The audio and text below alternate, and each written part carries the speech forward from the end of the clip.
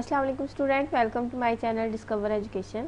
आज हम स्टैट 406 यानी स्टैटिस्टिकल इन्फ्रेंस का लेक्चर नंबर 5 को डिस्कस करेंगे। ये हमारे पास स्टैट 413 नहीं है, स्टैट 406 है, तो इससे कन्फ्यूजन जो है वो काफ़ी स्टूडेंट्स क्रिएट करते हैं, लेकिन ये जो है वो एक ही सब्जेक्ट है। तो चलते हैं अपने लेक्चर की तरफ। सबसे पहले जो है वो चैनल को सब्सक्राइब कर दें और बेल आइकन पर प्रेस करें ताकि हर आने वाली वीडियो आप तक पहुँच सके। फर्स्ट हमारे पास इसमें टॉपिक है method of movements.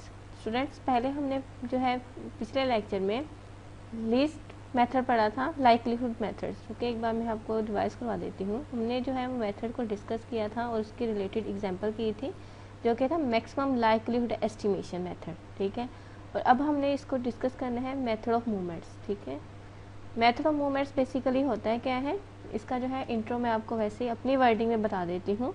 Method of movements population parameter की एस्टिमेशंस करने के लिए यूज़ किया जाता है, या हम कह सकते हैं कि पॉपुलेशन पैरामीटर को एस्टिमेट करने के लिए मेथड ऑफ मूवमेंट्स को यूज़ करते हैं। ठीक है, the method of movements is the oldest method of driving point estimator. ठीक है, बाकी ये आप खुद पढ़ लीजिएगा, इसमें कोई इतना इम्पोर्टेंट नहीं है, जो चीज़ थी वो मैंने आपको बता दी है। In this method we equate simple sample movements of population movements, thus getting as many equations as are needed to solve for the unknown parameter। ठीक है, वही के जो हमारे पास पॉपुलेशन पैरामीटर्स को मैंने आपको बताया कि एस्टिमेट करने के लिए यूज़ किया जाता है, यानी कोई भी अननोन पैरामीटर्स होगा तो हम इक्वेशन के ज़रिए इसको सोल्व कर देंगे। Let x1 x2 so on xn be a random sample of size n from a population, then the r sample amount about 0 is। ये आप देख सकते हैं हमारे पास म्यू आर रिप्रेजेंट किया गया है, ये बेसिकली पॉपुलेशन पैरामीटर को रिप्रेजेंट कर रहा है। ठीक है, is equal to summation x i over n. आर हमारे पास जो है 1 2 जितने भी हमें मूवमेंट्स फाइंड आउट करने हुए तो हम इस आर की जगह लिखेंगे। ठीक है, फॉर एग्जांपल अगर हमने जो है वो 2 मूवमेंट्स फाइंड आउट करने हैं तो इसका हम फार्मूला जो है वो इस तरीके से लिखेंगे, म्यू यानी population parameter summation x over n. यानी अगर हमने 2 पैरामीटर्स को करना है तो फर्स्ट पॉपुलेशन पैरामीटर को फाइंड आउट करने के लिए आप यहाँ पे 1 लगा देंगे। इसी तरह अगर आपने सेकंड पैरामीटर को फाइंड आउट करना है, sorry second method of movements को फाइंड आउट करना है, तो आप ये थोड़ा करेक्ट कर लीजिएगा कि हमारे पास जो है वो मेथड ऑफ मूवमेंट्स को हमने इसको फाइंड आउट करना है, पैरामीटर्स तो हमारे पास ऑलरेडी हैं। अब सेकंड को फाइंड आउट करना है, इसलिए हमने 2 लगा दिया है, और इसी तरह अगर थर्ड को फाइंड आउट करना होगा तो आप जो है वो आर की यहाँ पे इसकी जगह 3 लगा देंगे। अगर नंबर ऑफ मूवमेंट्स को फाइंड आउट करना हो तो आप सिंपली यहाँ पे जो है वो एन लगा देंगे। तो इस तरह जो है हम नंबर ऑफ मूवमेंट्स इस इक्वेशन के अकॉर्डिंगली सॉल्व कर सकते हैं।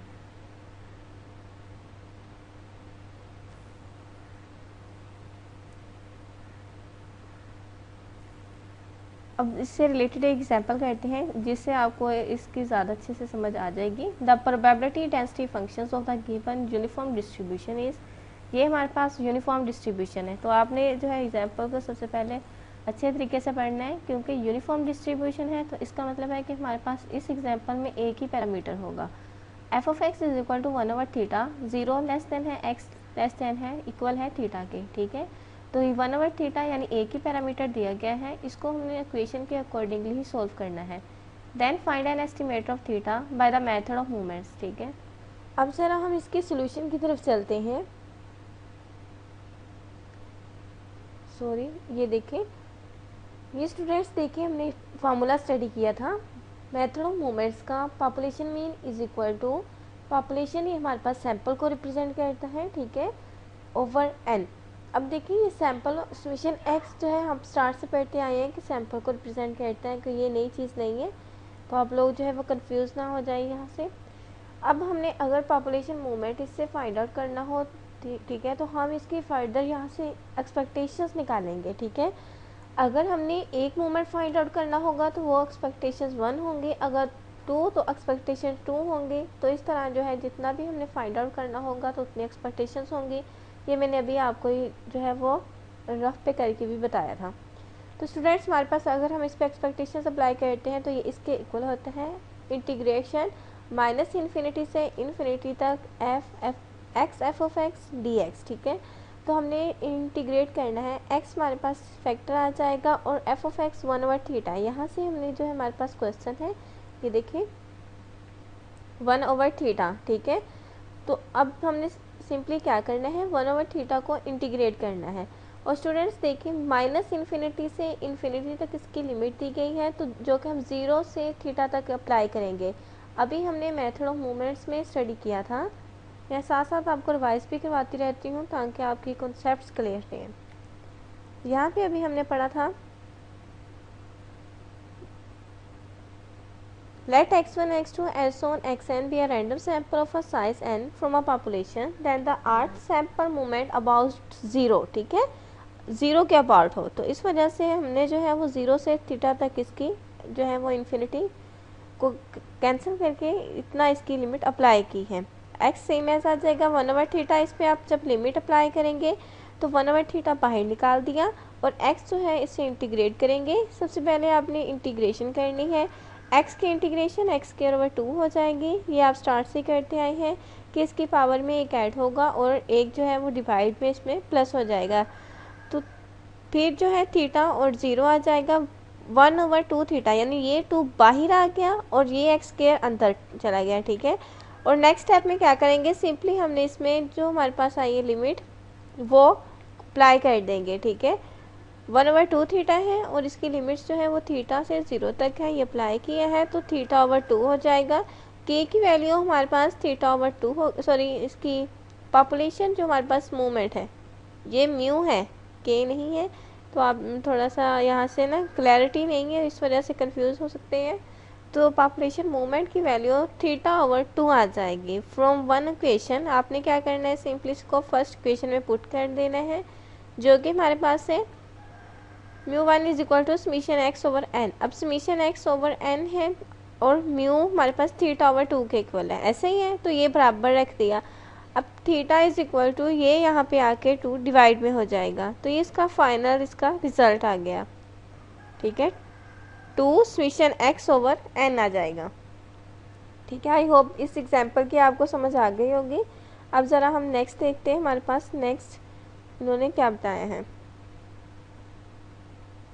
यहाँ पे उन्होंने इसी का सोल्यूशन करके बताया है जो कि मैंने आपको डिटेल से समझा दिया है।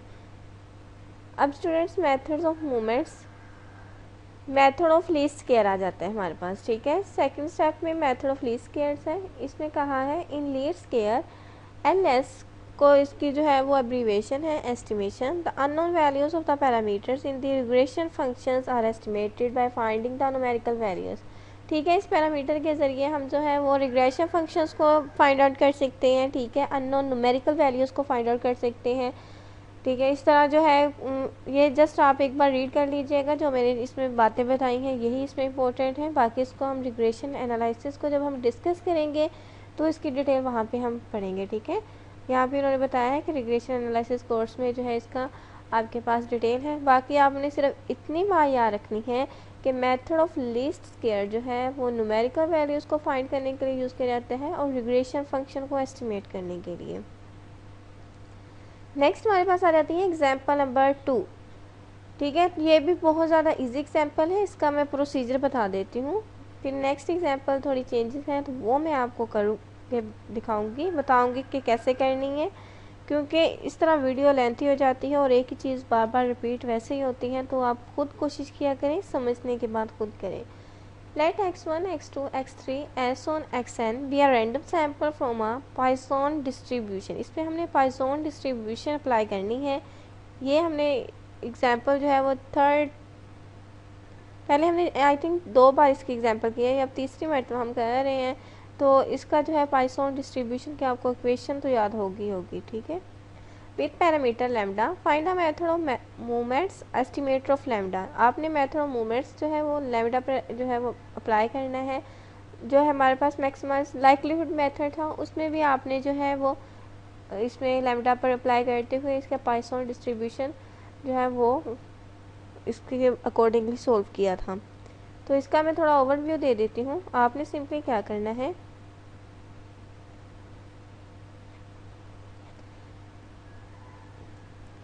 ये हमारे पास जो होती है ना वो पाइथन डिस्ट्रीब्यूशन की जो है वो इक्वेशन है। इसको जो स्टूडेंट्स जिनको अभी याद नहीं है वो भी इसको रट लें। अगर आपके पास इस तरह की कोई भी एग्जांपल आ जाती है तो आपको पाइथन डिस्ट्रीब्यूशन की जो है वो इक्वेशन याद होनी चाहिए।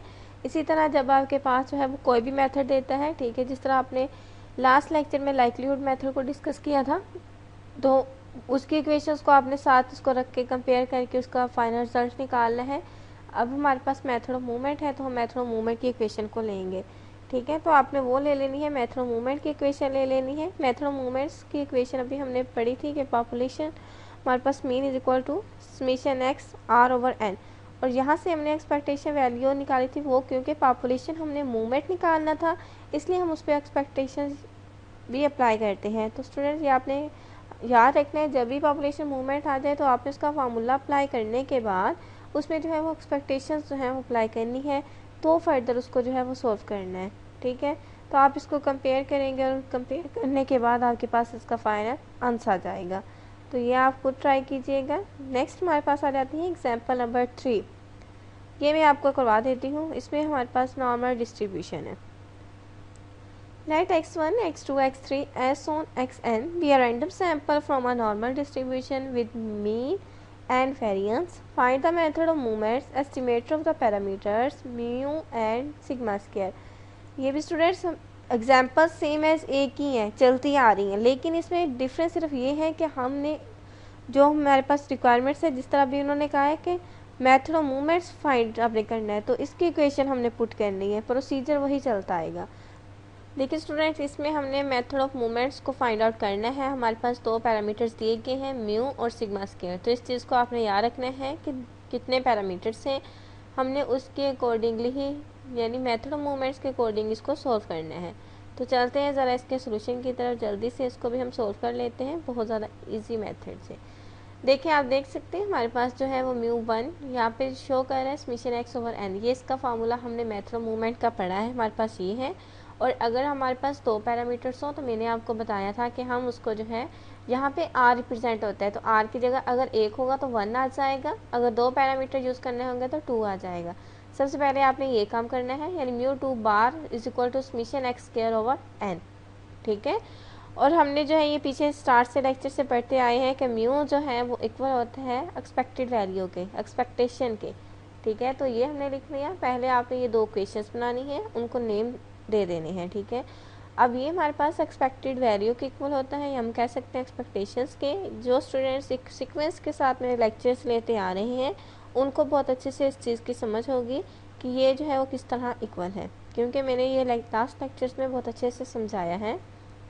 नेक्स्ट उसने एक्स उसने कहा कि बिलोंग कर रहा है नॉर्मल डिस्ट्रीब्यूशन से जिसमें म्यू और सिग्मा स्क्वायर है। अब अगर हमारे पास म्यू बार जो है वो एक्सपेक्टेशंस रिप्रेजेंट करता है, यानी mu bar is equal to expectations is equal to mu, ये एक ही चीज़ है म्यू बार और म्यू, यानी जो कि हमारे पास एक्सपेक्टेशंस के इक्वल है। तो हम राइट कह सकते हैं कि म्यू 1 बार जो है वो म्यू के इक्वल है। और जो हमारे पास म्यू की वैल्यू है, यहाँ पे आप देख सकते हैं ऊपर जो मेथड ऑफ मूवमेंट्स में हमने इसकी वैल्यू पढ़ी है समेशन x1 ओवर n, तो इसलिए हम क्या करेंगे कि इसकी इसमें वैल्यू पुट कर देंगे। तो हमारे पास mu bar is equal to X के आ जाएगा, x बार के, ठीक है, यानी मीन के। तो इस तरह हमने इसका फर्स्ट पार्ट सॉल्व कर लिया। अब इसको हमने सेकंड पार्ट सॉल्व करना है। ये हमने सॉल्व किया है म्यू का। अब हमने जो है वो सिग्मा स्क्वायर पे आ जाना है। सिग्मा स्क्वायर जो इसमें हमारे पास μ2 bar is equal to sigma square plus mu का स्क्वायर, ठीक है। इसको आपने सिंपली रीअरेंज करना है इक्वेशन को। Sigma square is equal to μ2 bar minus mu square, ठीक है। अब म्यू वाली जो वैल्यूज़ हैं वो एक साइड पे चली गई हैं और सिग्मा स्क्वायर की हम यहाँ से वैल्यूज़ निकालेंगे। μ2 बार अभी हमने पढ़ा है कि म्यू जो होता है वो summation x square over n के इक्वल होता है, माइनस म्यू का स्क्वायर वैसे ही आ जाएगा। अब आप सिंपली क्या करेंगे, mu x square over n minus, क्योंकि म्यू स्क्वायर जो है वो म्यू हैट का भी स्क्वायर होता है, तो ये एक ही चीज़ है। इसी तरह ये म्यू हैट का स्क्वायर हमारे पास एक्स बार के इक्वल स्क्वायर के इक्वल आया है अभी, ठीक है। Summation x square over n same ऐसा आ जाएगा माइनस अब म्यू हैट का स्क्वायर। ये अभी हमने इसका फाइनल रिजल्ट निकाला है, मैं आपको एक बार दिखा देती हूँ।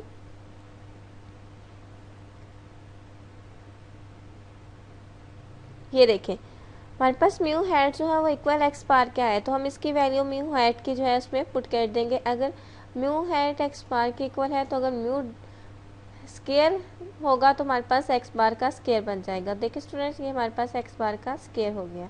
नेक्स्ट उसने सिंपली क्या किया है, summation x square over n minus summation x over n whole का स्केयर, क्योंकि ये हमारे पास जो है वो समेशन एक्स ओवर एन के इक्वल होता है। अभी इसमें हमने प्रूव किया था।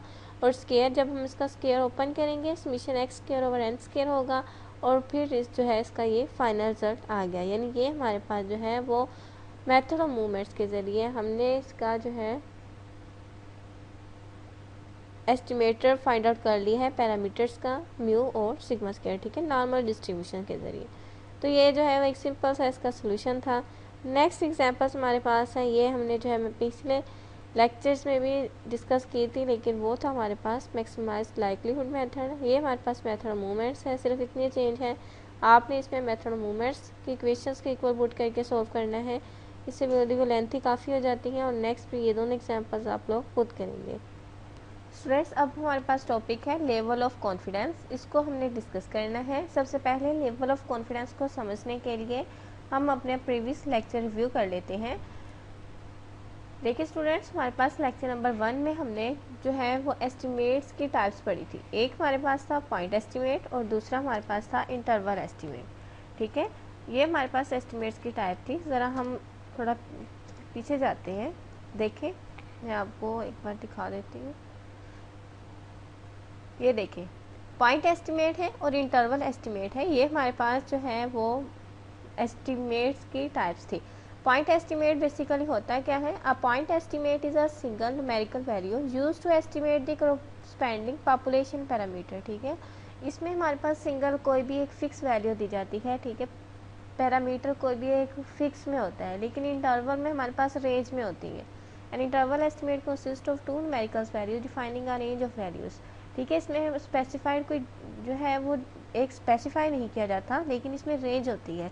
लेकिन पॉइंट में एक सिंगल ही वैल्यू स्पेसिफाइड की जाती है फॉर दी पैरामीटर्स, ठीक है। इसमें जो हमारे पास रिटेन प्रोबेबिलिटी है, इसको ही हम लेवल ऑफ कॉन्फिडेंस कहते हैं, ठीक है। तो ये हमारे पास था लेवल ऑफ कॉन्फिडेंस। अब ज़रा चलते हैं अपने लेक्चर की तरफ। आई होप आपको लेवल ऑफ कॉन्फिडेंस की समझ आ गई होगी कि हमारे पास क्या है, ठीक है। अब ज़रा हमारे पास जो नोट्स में लिखा हुआ है उसको देख लेते हैं। The level of confidence 1 minus alpha is the probability that the interval estimate contains the population parameter.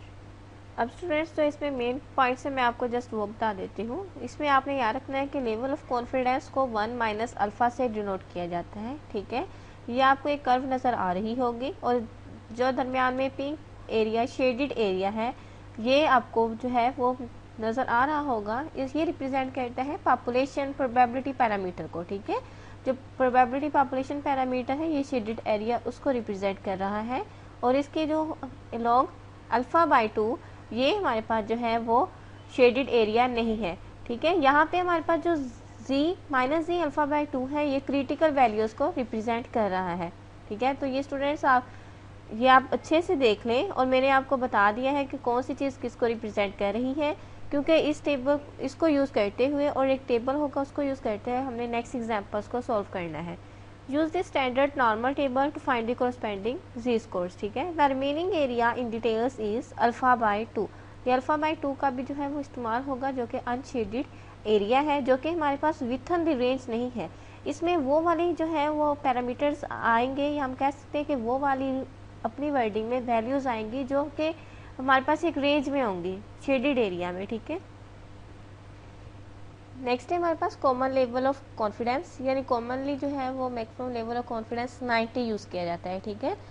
और हमने जो है पीछे अभी देखा है, ये हमारे पास जो क्रिटिकल वैल्यूज़ है जी अल्फ़ा बाई 2, इसको अब हमने फाइंड आउट करना है टेबल को यूज़ करते हुए। तो सबसे पहले जो है आपने क्या करना है, ये देखिए शेडेड जो हमारे पास रियल है, या हम कह सकते हैं कि प्रोबेबिलिटी पॉपुलेशन जो पैरामीटर है वो 0.90 है, ठीक है। अब हमने फाइंड आउट करना है कि ये हमारे पास 0.05 और इस तरफ भी 0.05 कैसे आता है, और इसके अलावा हमारे पास ये सारी वैल्यूज़ कैसे आई हैं। अभी स्टूडेंट्स, मैंने आपको बताया था कि हम लेवल ऑफ कॉन्फिडेंस को डिनोट करते हैं 1 माइनस अल्फ़ा से, ऐसा ही है। ठीक है, 1 माइनस अल्फ़ा, 1 माइनस, अब अल्फ़ा की जगह जो है आप देख सकते हैं हमारे पास वैल्यू है 0.90, ठीक है, 0.90। अब आप सिंपली क्या करेंगे, 0.90 में से आपको जब 1 माइनस करेंगे तो आपके पास आ जाएगा 0.1 यानी 0.1, ठीक है।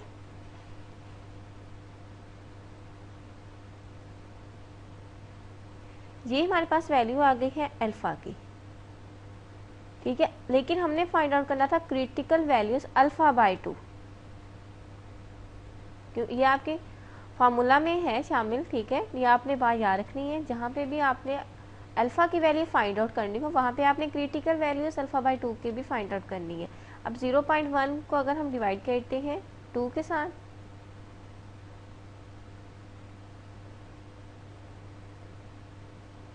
ये इक्वल के साइन है तो इससे कंफ्यूज नहीं होना, 0.1 को 2 पे डिवाइड किया तो आ जाता है 0.05, ठीक है स्टूडेंट्स। अब 0.05 हमारे पास आ गया है। आप यहाँ पे देख सकते हैं कि यहाँ पे 0.05 इस तरह आया है जो कि हमारे पास शेडेड रीजन नहीं है, ठीक है। अब देखिए अगर 0.90 को इस पे 2 पे डिवाइड करते हैं, और अब हमने डिवाइड क्यों करना है, क्योंकि ये देखिए आप 2 इसको हिस्सों में डिवाइड किया गया है ना, हमारे पास 2 पार्ट्स में है, तो 0.90 को अगर 2 पर आप डिवाइड करें तो हमारे पास यहाँ पे 0.45 और 0.45 आ जाएगा, ठीक है, इसको 2 पे डिवाइड करने से। तो हमारे पास अब हमने क्या करना है कि 0.45 आएगा, इनको 2 पार्ट्स में डिवाइड करने से वहाँ पर इसकी वैल्यू देखनी है। अब 0.90 को तो आप डिवाइड कर ही लेंगे ना, ये तो सिंपल सी बात है, क्योंकि 2 पार्ट्स में से डिवाइड किया था, इस वजह से हम इसको 2 पे करेंगे तो हमारे पास जो है वो 0.45 आ जाएगा। अब हमने वैल्यूज जो है वो टेबल्स को यूज़ करते हुए इस पे निकालनी है, ठीक है। अब ज़रा मैं आपको टेबल को यूज़ करना सिखा दूँ कि किस तरह ये हमारे पास जो वैल्यूज़ हैं ये निकाली गई हैं। ये जो हमारे पास 0.05 आया है इसलिए तो आपको पता चल गया होगा। ये नेक्स्ट हमारे पास आ जाता है टेबल, ये देखिए स्टूडेंट्स, अब हमारे पास आता है, देखिए हमारे पास वैल्यू है 0.45, ऐसे ही है, उसकी रेंज में हमने वैल्यूज़ देखनी है, तो 0.45 है, ये देखिए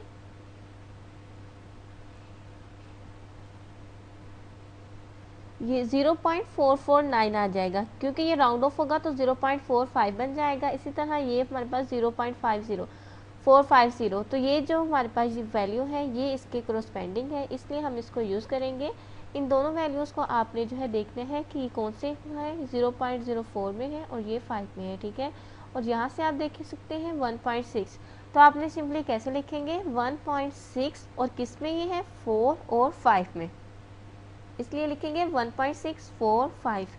तो अब आप ये सोच रहे होंगे हमने पीछे वाली वैल्यूज़ क्यों नहीं ली है, ठीक है। पीछे वाली वैल्यू स्टूडेंट्स इसलिए नहीं ली क्योंकि उसको हम आसानी से राउंड ऑफ नहीं कर सकते, ठीक है, क्योंकि हमारे पास 0.45 है, तो इनको हम राउंड ऑफ करके हमारे पास वैल्यूज़ आ सकती हैं, इसलिए हमने ये ली है। तो हमारे पास आप देख सकते हैं कि क्या बनेगा जब 1.645 जस्ट ये, तो ये देखिए हमारे पास अपने हैंडआउट्स में आप देख सकते हैं 1.645 आ गया, ठीक है। जो इसके लेफ्ट साइड पे होगा वहाँ पे आप नेगेटिव में राइट करेंगे और जो राइट साइड पे होगा वहाँ पे पॉजिटिव में राइट करेंगे। तो ये सिंपल सा एक तरीका था। The corresponding z scores are plus minus 1.645। अब हमारे पास इसकी सेकंड एग्जांपल है, सेम एज जैसे हमने ऊपर की है वैसे ही है। देखें इसमें हमारे पास जो कॉमन लेवल ऑफ कॉन्फिडेंस दिया गया है वो 95% है, ठीक है, 0.95 है, लेकिन जो पिछली एग्जांपल में हमने किया था वहाँ पे 0.90 था। तो अब इसको सॉल्व कैसे करना है, सबसे पहले जो है वो शेडेड रीजन देख सकते हैं आपको, जो कि शेडेड रीजन है या हम कह सकते हैं कि प्रोबेबिलिटी पॉपुलेशन पैरामीटर है वो इस रेंज में है 0.95 की, ठीक है। इसके भी 2 पार्ट्स हैं। अब 0.95 हमारे पास अल्फ़ा बन गया, ठीक है। इसका हमने लेवल ऑफ कॉन्फिडेंस का फार्मूला रीड किया है हमारे पास, जो कि होता है 1 माइनस अल्फ़ा। तो आपने इसको भी वैसे ही सॉल्व करना है, सेम एज 1 माइनस अल्फ़ा हमारे पास यहाँ पे है 0.95। अब देखिए 0.95 में से 1 आप अगर माइनस करते हैं तो आपके पास जो वैल्यू आती है वो आती है 0.05। मैं डायरेक्टली यहाँ पे राइट कर देती हूँ 0.05। ये हमारे पास जो है वो अल्फ़ा की वैल्यू है। लेकिन हमने जो है वो क्रिटिकल वैल्यूज़ इसकी फाइंड आउट फर्दर करनी होती है, जो कि हमने अल्फ़ा बाय 2 यानी 2 के साथ डिवाइड करना होता है। जैसे हम 2 के साथ डिवाइड करेंगे तो हमारे पास आ जाएगा 0.025,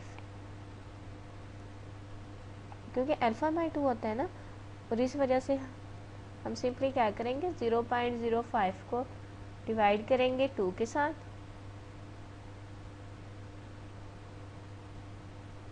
जो कि होता है 0.025।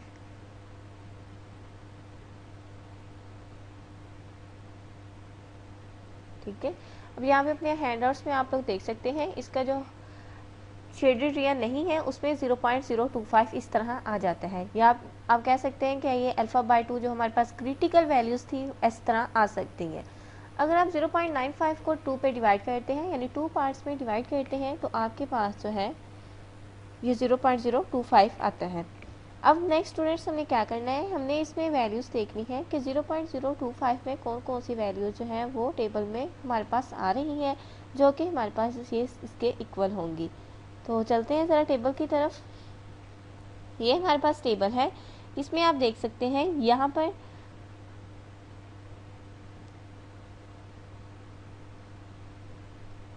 सॉरी स्टूडेंट्स, एक हमारे पास मिस्टेक हुई है। यहाँ पे हमने जो है टेबल को देखने से पहले इसको देखना है कि 0.95 है, इसको 2 पे डिवाइड करना है। ठीक है, ज़रा कैलकुलेटर पे इसको डिवाइड करके देख लेते हैं। 0.95 को अगर हम डिवाइड करते हैं 2 पर तो हमारे पास आता है 0.475।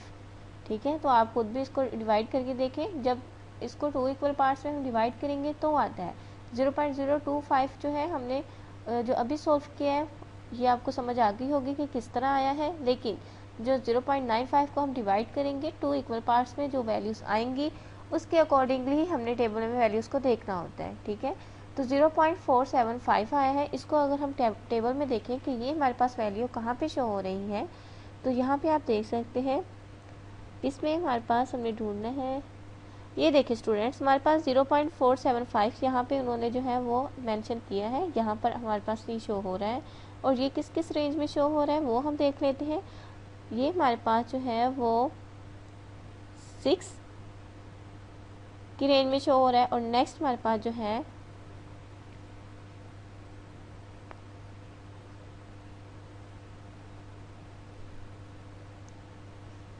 क्योंकि ये हमारे पास जो है वो 6 की ही रेंज में शो हो रहा है 1.9 पे, ये देखिए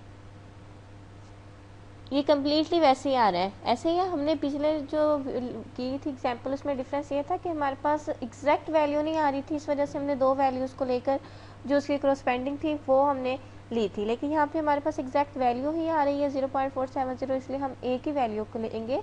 तो ये हमारे पास आप देख सकते हैं 1.9 पे आ रही है, और यहाँ पे आपके पास 0.6 है। तो आप देख सकते हैं 1.9 और यहाँ पे 6, आप ऊपर यहाँ पे देख सकते हैं ये आपके पास शो की गई है 1.96, और लेफ़्ट साइड पे मैंने आपको बताया है कि नेगेटिव में शो करते हैं और राइट साइड पे पॉजिटिव में। ठीक है स्टूडेंट्स, अब नेक्स्ट जो हमारे पास एग्जांपल है उसमें just 99% level of confidence use किया गया है, यानी आपके पास अल्फ़ा 99 होगा। बाकी एग्जाम्पल से वैसे ही है जैसे ऊपर हमने 2 एग्जाम्पल्स किए हैं। आई होप आपको इसकी समझ आ गई होगी। अब ये करवाने की ज़रूरत नहीं है क्योंकि इसकी भी हमने वैसे ही वैल्यू फाइंड आउट करनी है। ठीक है, नेक्स्ट हमारे पास टॉपिक आ जाता है मार्जिन ऑफ एरर। समझ के होंगे कि हमारे पास मार्जिन ऑफ एरर है क्या, जो कि बिजनेस से रिलेटेड सब्जेक्ट्स को स्टडी कर रहे हैं वो बहुत अच्छे से इसको समझ के होंगे स्टूडेंट्स। बेसिकली इसको मैं आपको बहुत ज़्यादा सादा वर्डिंग में बताऊँगी। मार्जिन ऑफ एरर वो एरर होता है जो कि इस चीज़ को अकोमोडेट करता है कि कितनी परसेंटेज में एरर है। ठीक है, कि कोई भी चीज़ जो है वो कितनी उसकी परसेंटेज अकोमोडेट किया जा सकता है। देखिए हमारे पास जो है level of confidence the margin of error sometimes called the maximum error of estimate और एरर टॉलरेंस। इसको एक एग्जांपल से समझते हैं। फॉर एग्जांपल एक कोक की बोतल है जो कि बहुत ज़्यादा लोग पसंद करते हैं। उसको अगर एक शख्स कोक की बोतल को 100 प्रोड्यूस करता है, ठीक है।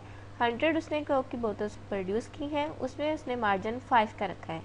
यानी अगर 5 बोतल्स उसकी, हम कह सकते हैं कि उसमें 5 बोतल्स में कोई फॉल्ट हो गया, मीन कि उसमें मिस्टेक्स हो गई हैं, कोई गलती हो गई है, उसके एक्सपेरिमेंट्स में हो गया, या उसके ऑब्जर्वेशंस में कोई गलती हो गई है, या मशीनरी में कोई फॉल्ट था, जिसकी वजह से 5 बोतल्स जो है वो उसके काम की नहीं रही, यानी सेल करने के काबिल नहीं रही, तो फिर भी जब उसने 5% उसने मार्जिन रखा तो उसको इतना नुकसान नहीं होगा, ठीक है। तो ये हमारे पास जो है उसकी फॉल्टी बोतल्स थी, यानी उसमें एरर हम उसको कंसीडर कर लेते हैं।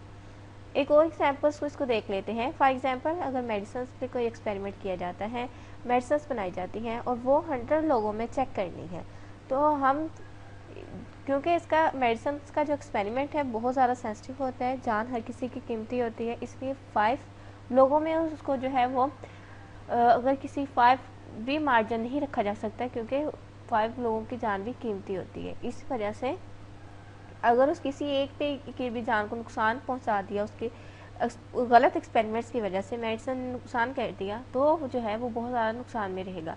तो ये एग्जाम्पल बताने का मकसद ये था कि जितना ज़्यादा सेंसिटिव एक्सपेरिमेंट होगा उतना ही कम मार्जिन होगा, ठीक है। E is the greatest possible distance between the point estimate and the value of the parameter it is estimating, यानी E हमारे पास एरर है। एरर जे का हमारे पास इक्वल होता है क्रिटिकल वैल्यू, क्रिटिकल वैल्यूज़ मैंने आपको भी बताया है, जी अल्फ़ा बाई 2 होता है इज इक्वल टू सी यानी Z alpha by 2 sigma over square root N. तो ये फार्मूला आप याद कर ले, सी यहाँ पे जो है वो अल्फ़ा बाई 2 है। व्हेन एन अगर हमारे पास लेस देन हो 30 से, sample standard deviation S can be use for sigma, ठीक है। तो इसको जो है वो सिग्मा में हम इसको यूज़ करेंगे अगर लेस देन एन 30 से होगा। इसको एक एग्जांपल से अब देख लेते हैं, हमारे पास दी गई है, इसको हमने सोल्व करना है। मार्जिन ऑफ एरर की ये एग्जांपल है। A random sample of 32 text book prices is taken from a local college book store. The mean of the sample is x bar is equal to 74.22 and the sample standard deviation is 23.44, ठीक है।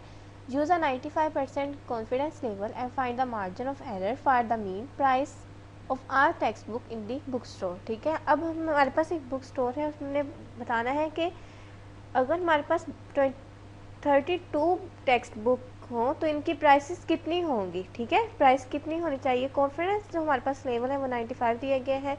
हमने simple जो formula अभी पढ़ा है error का, वो अभी उस पर पुट करनी है, उसमें वैल्यू सी यहाँ पे हमारे पास होता है, आपको पता है कि क्रिटिकल वैल्यू होती है, ठीक है, अल्फ़ा बाई 2 होता है।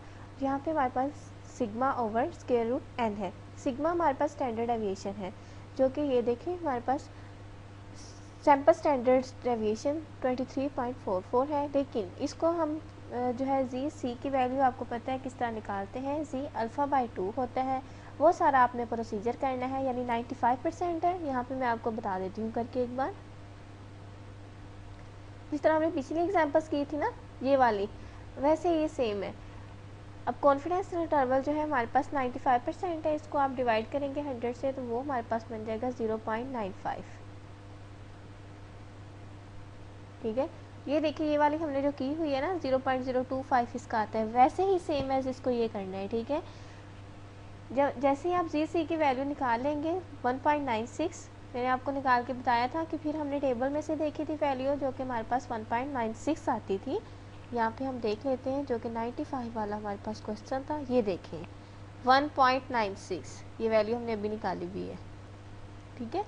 तो वो हमारे पास जो है वो क्रिटिकल लेवल्स वैल्यूज़ की जगह पे ये सिग्मा हमारे पास स्टैंडर्ड सैंपल होता है, यानी 23.44 है। Sample standard deviation divided by square root 32। देखिए हमारे पास क्योंकि n था, n हमारे पास टेक्स्ट बुक 32 है, और आपने देखना है उसने कहा कि अगर हमारे पास n 30 यानी 30 से अगर हमारे पास लेस देन वैल्यू हो हमारे पास, तो can be substitute for sigma.